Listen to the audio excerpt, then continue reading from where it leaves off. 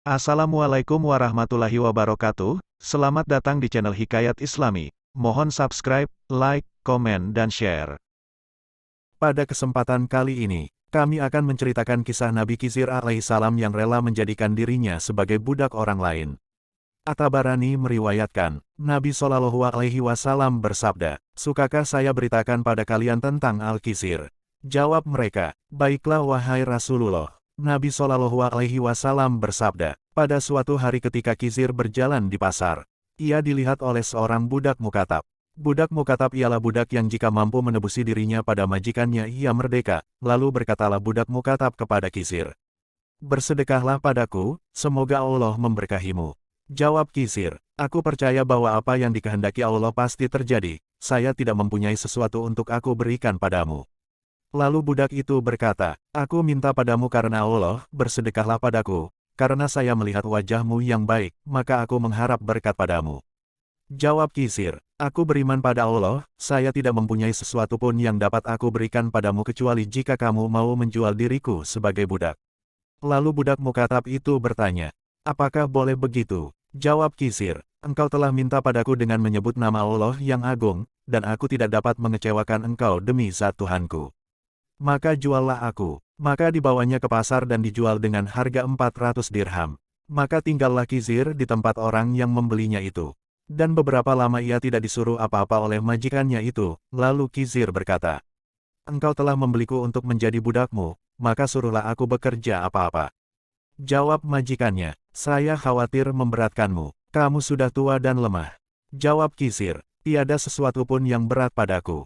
Lalu majikannya berkata, "Pindahlah batu-batu itu." Dan biasanya tidak dapat memindahkan batu itu semua dalam waktu sehari kecuali dengan 6 orang.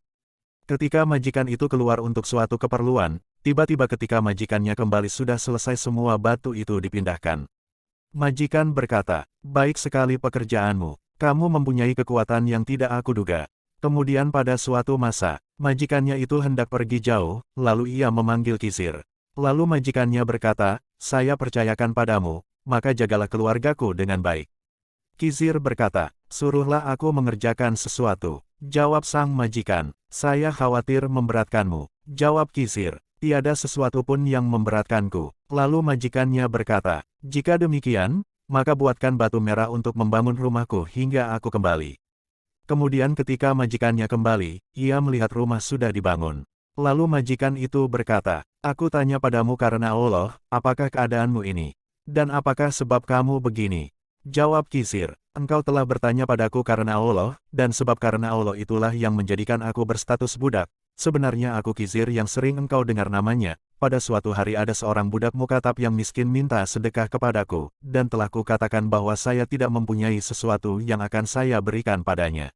Lalu ia minta karena Allah, maka saya serahkan padanya diriku ini, lalu ia menjual diriku, dan kini saya beritakan padamu, bahwa siapa yang dimintai karena Allah lalu menolak orang yang minta, padahal Allah dapat memberinya, maka ia akan menghadap pada hari kiamat dengan tanpa daging dan keletihan nafasnya."